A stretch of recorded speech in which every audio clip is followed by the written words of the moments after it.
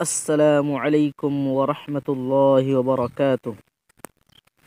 معزز سامعین، آج 15واں درس جو ریاض الصالحین کی حدیث نمبر 19 پر مشتمل ہے، یہ حدیث باب التوبہ کے تحت شامل ہے۔ اس حدیث سے ہمیں انشاءاللہ بہت سی چیزیں محسوس ہوں گی اور اس حدیث سے ہمیں جانکاریاں ملیں گی۔ چونکہ یہ حدیث قدرے طویل ہے، اسی لیے ترجمہ اور تشریح پر اکتفا کیا جائے گا۔ اگر کسی کو ضرورت ہو، درکار ہو، تو میں ویڈیو میں حدیث کو ڈال دوں گا اور ڈسکرپشن میں بھی، جسے دیکھنے کی ضرورت ہو وہ دیکھ لے۔ تو آئیے چلتے ہیں سب سے پہلے ترجمہ حدیث کی طرف۔ حدیث نمبر 9، حضرت زر بن حبیش بیان کرتے ہیں کہ میں حضرت صفوان بن عسال کے پاس موضوع پر مسح کرنے کے بارے میں پوچھنے کے لیے آیا، تو انہوں نے کہا، اے زر، کیسے آئے ہو؟ میں نے کہا، علم حاصل کرنے کے لیے۔ انہوں نے فرمایا، فرشتے طالب علم کے لیے اپنے پر بچھا دیتے ہیں اس علم دین سے خوش ہو کر جو وہ حاصل کرتا ہے۔ پس میں نے کہا، پیشاب اور پاخانے کے بعد موضوع پر مسح کرنے کے بارے میں میرے سینے میں تردد سا ہے، چونکہ آپ نبی صلی اللہ علیہ وسلم کے صحابہ میں سے ہیں، اس لیے آپ سے مسئلہ پوچھنے کے لیے آیا ہوں۔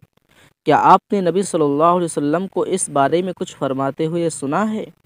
انہوں نے فرمایا، ہاں، آپ ہمیں حکم فرماتے تھے جب ہم مسافر ہوتے کہ ہم جنابت کے علاوہ 3 دن اور 3 راتیں موزے نہ اتاریں، لیکن پیشاب، پاخانے اور نیند کی صورت میں جرابوں پر مسح کرتے تھے، انہیں اتارتے نہیں تھے۔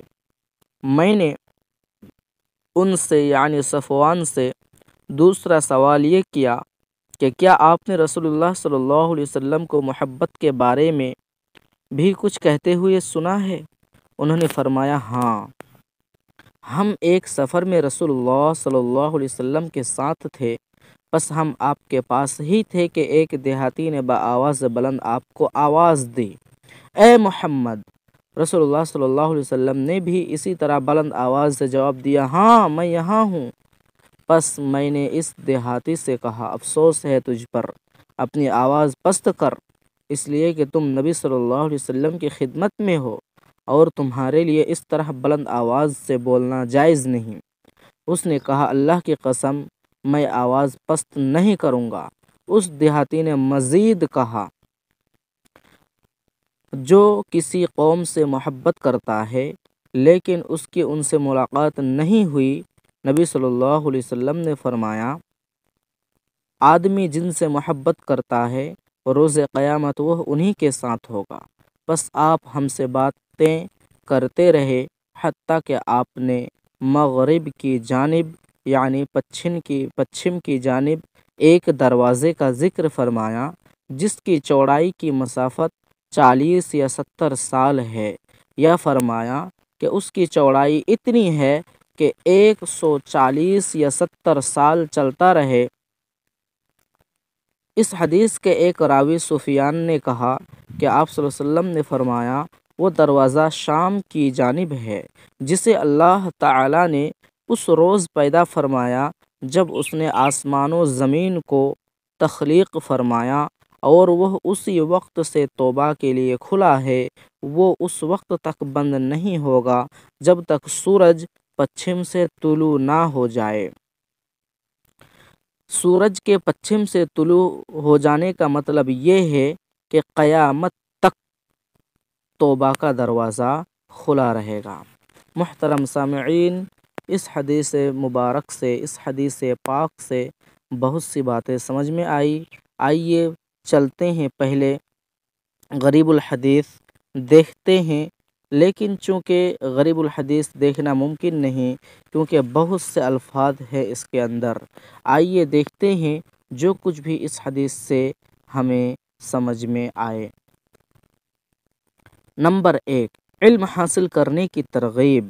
نمبر 2، اگر دین کے بارے میں کسی مسئلے کا علم نہ ہو تو پھر اہل علم سے پوچھ لینا چاہیے، جیسا کہ اللہ تعالیٰ نے فرمایا فَاسْأَلُوا أَهْلَ الذِّكْرِ إِن كُنتُمْ لَا تَعْلَمُونَ، سورۃ النحل آیت نمبر 43، کہ اگر تمہیں علم نہ ہو تو اہل ذکر سے پوچھ لیا کرو۔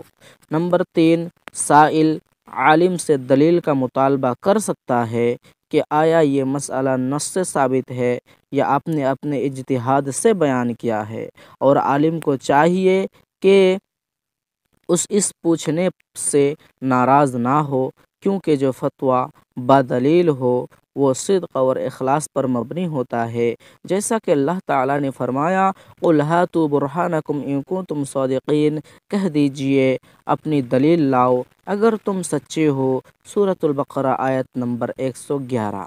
جرابوں پر مسح کرنا جائز ہے، اور مسح کی مدت مقیم کے لیے 1 دن اور 1 رات جبکہ مسافر کے لیے 3 دن اور 3 راتیں ہیں۔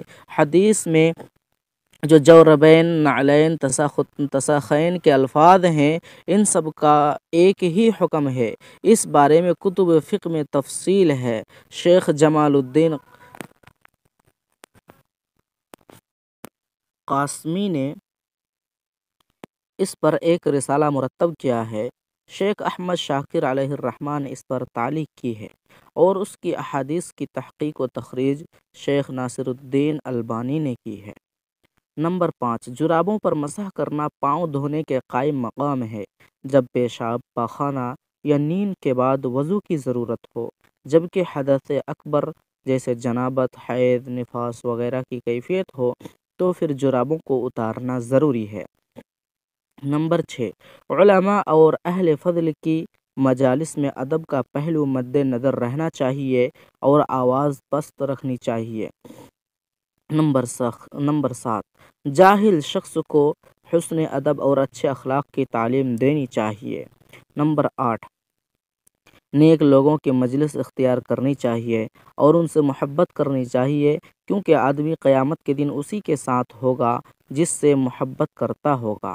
آدمی اپنے خلیل یعنی دوست کے دین پر ہوتا ہے، لہذا آدمی کو دیکھنا چاہیے کہ وہ کسے دوست بنا رہا ہے، کیونکہ محبت کی یہ حالت ہے کہ وہ محب کو اپنے طریق کی طرف کھینچ لیتی ہے اور اسے اپنی اطاعت پر لگا لیتی ہے۔ اسی لیے کہا جاتا ہے کہ صاحب یعنی ساتھی، صاحب یعنی کھینچنے والا ہوتا ہے۔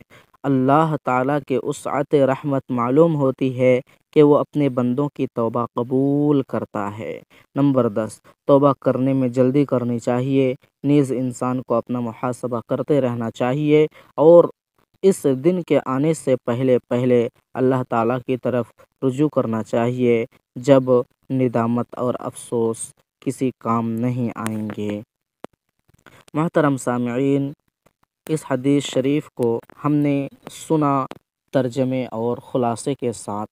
بس آخر میں اللہ رب العزت سے دعا ہے کہ الہ العالمین تو ہمیں حدیث سننے کا شوق اور شوقین اور ذوق والا بندہ بنا۔ آمین۔ الہ العالمین تو ہمیں تو ہماری نیت کو اچھی کر دے۔ آمین۔ تو ہمیں ہمیشہ گناہوں سے بچنے کی توفیق عطا فرما۔ آمین۔ اور توبہ کی طرف ہمارے دل کو مائل کر دے۔ آمین۔ وآخر دعوانا الحمد للہ رب العالمین۔ السلام علیکم ورحمۃ اللہ وبرکاتہ۔